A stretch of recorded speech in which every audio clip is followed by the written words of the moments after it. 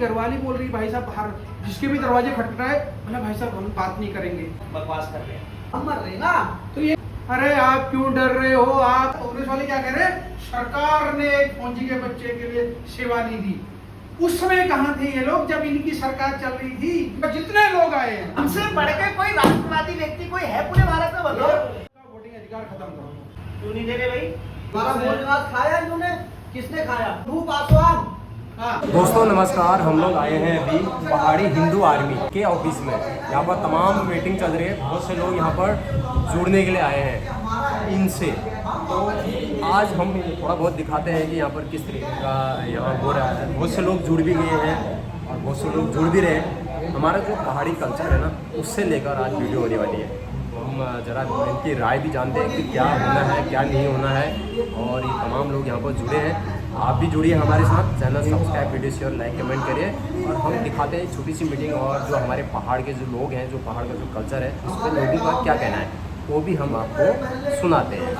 तो ये है भाई पहाड़ी आर्मी का ऑफिस और देखिए तमाम लोग यहाँ पर आए हैं, यहाँ पर मीटिंग चल रही है। देखिए और हम कौन? ये तो देखिए इस बात को आपको मैक्सिमम बताना है और आइडियोलॉजी डेवलप करनी है। युवाओं को तो अगर नहीं बताएंगे, युवाओं को चल पड़े ना बॉलीवुड। ये जो जितने भी लोग आए हैं सब ने सदस्यता यहाँ पर ले ली है और आगे को भी लेंगे। बात आएगी आगे। भाई अपनी आइडेंटिटी को हम क्यों भूलें? ये तो है। मेरा प्रश्न ये है, चाहे बीजेपी हो चाहे कांग्रेस हो, बीजेपी चाह रही है कि हम राष्ट्रवाद करके अपना कुमाऊं की, अपने पहाड़ की आइडेंटिटी उत्तराखंड की भूल जाए, हम भारत के वासी बन जाएं। ये बीजेपी की जो बातें हैं ना, ये अन्य राज्यों में नहीं चलती है। बीजेपी महाराष्ट्र में जाके जय मराठा बोलती है, लेकिन यहाँ यदि हम कहें पहाड़ी हिंदू की जय तो ये हमको जय जगन्नाथ कह रहे, उत्तराखंड में आगे क्यों नहीं कह रहे भाई जय पहाड़ी? कल संसद का जो सत्र चल रहा था और उसमें आर्मी सेना के शौर्य के ऊपर उन्होंने बहुत लंबे भाषण दिए। और सेना को गर्व हम लोगों को भी है, हम सभी को है, क्योंकि हम सैनिक प्रदेश में रहते हैं। यहाँ 2 लाख हमारे रिटायर्ड सैनिक हैं और उतने ही सेवारत हैं। लेकिन वही लोग, वही भाजपा की सरकार यहाँ पे जब आती है सरकार में, तो हमारे सैनिकों का क्षैतिज आरक्षण खत्म कर देती है 7.5 लाख के। और कल जो एक मरा है हमारे जो सैनिक का, दिनेश जी का, उसके सूखा नशा ले रहे। अब घर से वो आ रहे हैं स्कूल के लिए, ईजा का गलोबंद, ईजा के कान के कुंडल, ईजा को पता ही नहीं है मेरा चला गया। और उनकी तरफ से दोनों घर में लेबर है, माँ बाप, खेत गाँव में कैसे काम चलता है गाँव वालों को सबको पता होगा है। अब वो बेचारे तो कह रहे हैं स्कूल जाने। स्कूल से जब नाम कटा, उसके दोस्तों को पता है कि वो भुंगा तालबिन जो बलवा उन्हें वहां नशा करके पैड़ी। अब सोचिए, घर से गलोबंद घर के ईजा का जो सोना है वो बेच दिया उसने, वहां पहुंच गया है नशा। कैसे पहुंचा? इसी कांग्रेस और भाजपा की सरकार में पहुंचा। ये तो पहुंचाया। अभी एक नई कहानी मेरे को समझ में आया। ईजा बाबू बैठे हैं, बगल में छोटा बच्चा एक अप्पी के पाउच में जैसा वो जूस पी रहा है। मम्मी पापा ने जूस ही पी रहा है, उसमें लिखा था माल्टा। हमने कहा माल्टा का जूस पी रहा है। पड़ोसी आया, बोले कि माल्टा नहीं शराब पी रहा है। मैंने कहा अच्छा। उन्हें देखा कि वो माल्टा का बाहर पे लिखा माल्टा, वो फ्रूटी का जैसा पाउच बना रखा है और वो शराब पी रहे बच्चे माँ बाप के सामने। माँ बाप को पता नहीं है कि शराब पी रहा है। इस तरीके से घर के अंदर नशा डाल दिया। क्या करूं? पहाड़ को बर्बाद करने के लिए दोनों राष्ट्रीय दल पूरी तरह से, उनको पता है कि अगर ये बर्बाद होंगे, देखिए आपके पास सामर्थ्य है, आपके पास समृद्धि है, क्योंकि आपके पास पैसा है। उस पैसे को निकालना कैसे, आपको मानसिक रूप से परेशान कैसे करना है, तो आपको नशे से बर्बाद करना है उन्होंने, आपको रोजगार नहीं देना है, प्रेशराइज करना है। फिर आप कल के दिन एक ही बच्चा करोगे, 2 ही बच्चा करोगे, वो बच्चा आपको छोड़ के चला जाएगा कहीं नौकरी करने के लिए, गुजरात कहीं फैक्ट्री में, नोएडा कहीं फैक्ट्री में, बूढ़ाबाड़ी घर में है। कुछ दिन बाद वो चले जाएंगे, जमीन जो पड़ी है क्रे में वो कोई और खरीद लेगा। बच्चा क्या करेगा? कुछ है ही नहीं बोलेगा। पहाड़ में डेथ हुई है, क्या मैसेज देने का हो रहा है कि पहाड़ में कुछ नहीं है, मत रहो इस पहाड़ में। इस पहाड़ में शिक्षा नहीं है, चिकित्सा नहीं है, एम्बुलेंस नहीं है। किसकी गलती है?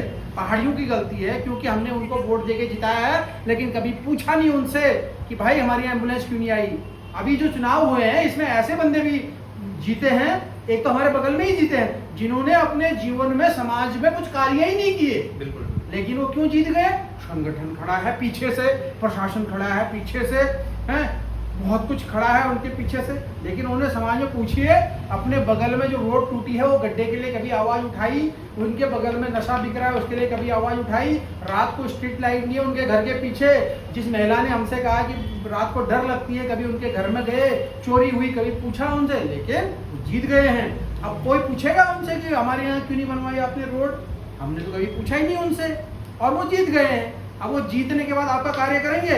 मैं अभी हमारे पड़ोसी जो जीते हैं उनको बहुत बहुत बधाई हो, प्रमोद बोरा जी की वाइफ, उन्होंने बोला जो भाजपा कहेगी, आज की न्यूज की हेडिंग है, जो भाजपा कहेगी मैं वही करूंगी। क्यों भाई? जनता ने वोट दिया, जो जनता कहेगी वो आप करोगे। आपको बहुत बहुत बधाई हो, लेकिन ठीक है आप संगठन में काम, लेकिन आप ये मत बोलिए ना जो भाजपा तो कहेगी भैया रोड मत बनाओ, भाजपा अगर चाहती तो वहाँ स्ट्रीट लाइट हो जाती। यहाँ गलत बात करो, भाजपा कहाँ करी रोड मत बनाओ? भाजपा करी हवाई चप्पल वालों को हवाई जहाज में ले जाएंगे। हाँ, पैसा कौन आए थे? मजाक कर रहे हो? भाजपा करेगा? भाजपा कह रही है हम रोड बनाएंगे, ठेकेदार हमारे लोगों को बनाएंगे। नहीं, हमारे लोगों नहीं बनाएंगे, गुजरात से लाएंगे। भाजपा के लोगों को यार जरूरत क्या है? वो तो ठेकेदार बनाए पिछले 9 साल में। हमारी गली में एक ठेकेदार नहीं, जो ठेकेदार तो बर्बाद हो गया, पैसा ही नहीं दिया उसका। बनाओ तो मैं हवाई जहाज देंगे, हवाई चप्पल वाले को हवाई जहाज में डालेंगे, 15 लाख रुपए तुम्हारे अकाउंट में डालेंगे, 2 करोड़ रोजगार हर साल दे देंगे। दिक्कत क्या है तुम्हें? मैं लोकल को और हम तो आपको बोलेंगे, हमारे बच्चों अंकिता भंडारी के लिए कोई कुछ नहीं बोल रहा, उसकी उनको कितनी तकलीफ हो रही कोई नहीं बोल रहा। जो उनके साथ कृत्य हुआ उसमें किसी भाजपा ने स्टेटमेंट दिया? नहीं, एक बात यहाँ पर मैं तुम्हें रोकूंगा। देखो अंकिता भंडारी के लिए सब बोले, सिर्फ बाहर के हिंदू नहीं बोले, हर पहाड़ी हिंदू बोला ना, पहाड़ी हिंदू बोला होगा। इस भारतीय जनता पार्टी कांग्रेस के अंदर रहने वाले जो बाहर के लोग हैं उनमें भी गुस्सा है। वो बिल्कुल नहीं बोले। जितने भी यहाँ पर हमने कई ऐसे दुकानदार सरदार देखे, कहीं अग्रवाल देखे, कहीं सक्सेना देखे, कहीं गुप्ता देखे, किसी ने कोई आवाज नहीं उठाई। क्यों भैया? क्योंकि उसमें जो गुनहगार था वो बाहरी था, वो इनका रिश्तेदार था, वो बाहरी था, बिल्कुल वो बाहरी था, बाहरी था। इसलिए हम क्यों पैरवी कर रहे हैं पहाड़ी हिंदू की? आज गुजरात में, महाराष्ट्र में, दिल्ली में, लखनऊ में, किसी भी पूरे देश में आगजनी कर देते हैं क्योंकि वो हिंदू है। मगर जब उत्तराखंड की लड़की के साथ ये लोग गलत करते हैं तो ये चुपचाप साइलेंट हो जाते हैं। क्या वो बच्ची नहीं है? हम ये नहीं कह रहे कि गुजरात या कहीं साथ गलत हो तो हम उनके विपक्ष में खड़े नहीं होंगे, आवाज नहीं उठाएंगे, आवाज उठाएंगे। पर ये दोहरा चरित्र क्यों है भाई? ये दोहरा चरित्र क्यों? और इस बात का इंतजार क्यों करना है? जब कोई मोमडन क्या कहते हैं गलत करेगा तब हम आवाज उठाएंगे। जब इनके भाजपा के लोग, इनके कांग्रेस के लोग गलत करेंगे तो नहीं उठाएंगे आवाज? बताइए ना। अंकिता भंडारी कौन थी? वो पहाड़ी बच्ची थी, हमारी पहाड़ी हिंदू थी, इसलिए इन सबके मुंह में ताले लग गए। यहाँ तक भारतीय जनता पार्टी में, कांग्रेस में रहने वाले महिलाएं जिनको टीलू रौतेली पुरस्कार दिया गया इस राज्य के द्वारा महिला सशक्तिकरण के, वो भी नहीं बोली है, उनके भी मुंह में ताले लग गए, दही जम गए। आज भी नहीं बोल रहे। हम तो आरएसएस में रहे हैं ना साहब। क्या आरएसएस में उत्तराखंड के अंदर एक ऐसा पदाधिकारी नहीं है, ऐसा कोई स्वयंसेवक नहीं है? अगर आरोप लगे हैं तो उनको बाहर करना चाहिए था ना। आरोप किसने लगाए? उनके पिता ने लगाए। जिलाधिकारी पौड़ी को लिखा है लेटर, सोशल मीडिया में मालूम है, हर न्यूज़पेपर में डला हुआ है, कांग्रेस ने उसके ऊपर प्रेस विज्ञप्ति की है, लेकिन उसको हटाया नहीं उन्होंने। आज उन्हीं की चरणबंदा कर रहे हैं। क्या उत्तराखंड के अंदर ऐसा कोई आरएसएस का बंदा नहीं था? क्योंकि आरएसएस जो है हम लोगों का ब्रेन वॉश तो कर रही है, लेकिन हमें कुछ नहीं देती। आपसे गुरु दक्षिण लेगी, आपको कुछ क्यों नहीं करेगी। क्यों देंगे वो? आप मुझे बताइए, आपको क्यों देंगे? उनकी विचारधारा क्या है? राष्ट्रवाद की। उनके अनुसार तो हम अपनी पहचान भूल जाएं, हम अपना जो है रीति, भाषा, परंपरा सब भूल जाएं, केवल भारतवासी हो जाए। ऐसा ये लोग किसी अन्य राज्य में नहीं बोलते। महाराष्ट्र यहाँ में आके हमें सिखाते हैं। महाराष्ट्र में नहीं बोल महाराष्ट्र में सकते, जय मराठा बोलते हैं ये। तमिलनाडु में नहीं बोल सकते, नहीं बोलते। केरला में नहीं बोल सकते, आसाम में आप उन लोगों की बात क्यों कर रहे हो जो शादी ना करके रडवे रहते? हमसे कहते 10 बच्चे पैदा करो। बताइए, मोहन बाबू की शादी है क्या? मोदी की शादी है क्या? योगी की शादी है क्या? उनको क्या परिवार से मतलब है? मगर भाषणों में जरूर कहते हैं हिंदू कम हो रहे हैं, 1-2 से नहीं 10 बच्चे पैदा करने होंगे। तो ऐसी कौन सी योजना तुमने हमको दे दी है जिससे हमारे 2 बच्चों का पालन हो जा रहा है? जो 8 पीछे जो और आएंगे उनका भी पालन हो जाएगा। मेरे गांव में आरएसएस का, भाजपा का जो बच्चा व्यक्ति था, हाँ, उसकी बच्ची बीए नहीं कर पाई, उसकी बच्ची बीए नहीं कर पाई। वो भाजपा का वोटर था, वो उसने भाजपा को ही वोट दिया था, विधायक भी भाजपा का जिताया था। ठीक है, आरएसएस के कैंप में भी गया था, पाँव में चोट है, उसके विकलांग भी है, लेकिन उसकी बच्ची आगे नहीं पढ़ पाई क्योंकि वहाँ की हमारी नीतियाँ जो है भाजपा और इन्होंने बनाई नहीं है कि पहाड़ी का बच्चा आगे बढ़े, पहाड़ी का बच्चा बर्तन मांजने के लिए, ढाबे में काम करने के लिए, लेकिन वो गाँव में सशक्त बन जाएगा तो इनको नहीं पूछेगा, वो फिर अपनी आवाज उठाएगा, अपने हक के लिए उठाएगा।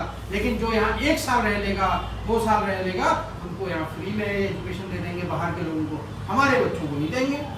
कभी हमने आवाज ही नहीं उठाई, अपने विधायक से पूछा ही नहीं कि भाई तू विधायक तो बन गया, ये बता ये बच्चे की एजुकेशन कैसी होगी। मैं तो सक्षम हूँ, लेकिन मेरे गांव का मेरा भाई कैलाश, मेरे गांव का प्रहलाद, मेरे गांव का प्रकाश, वो तो सक्षम ही नहीं है, वो तो उस गांव में ही है, वो कैसे खाएंगे। आज वो पूरी तरह निर्भर हो गए हैं, जो राशन मिलता है हमको कहाँ, सरकार के द्वारा, क्योंकि बंदर और शुअरों ने खेत खत्म कर दिए, बाघ ने बकरियां खत्म कर दी।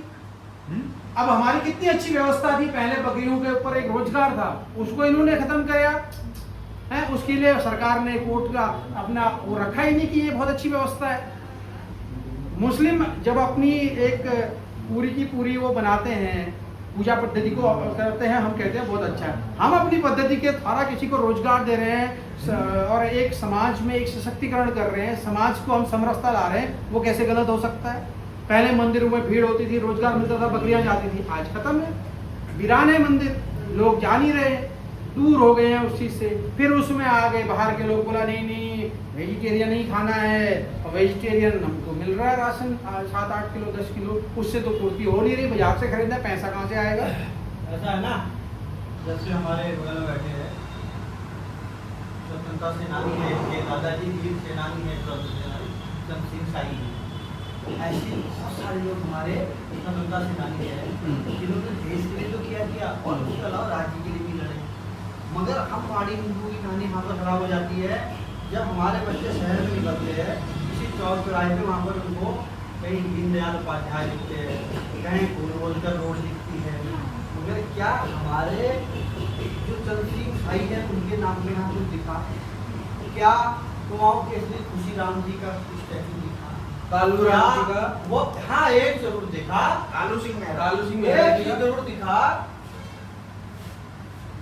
तिकोनिया पे लाखों रुपए करोड़ों रुपए खर्च करके एक बड़ी सी स्टैचू बनाएगी, उसमें नाम रखा गया दीनदयाल उपाध्याय, और बगल में जो हमारी बड़ी सी स्टैचू थे भारत रत्न गोविंद बल्लभ पंत जी, उनकी एक बड़ी विशालकाय वहाँ पर फोटो हुआ करती थी, उसमें 4 दीवारी करके पर्दा लगा दिया गया।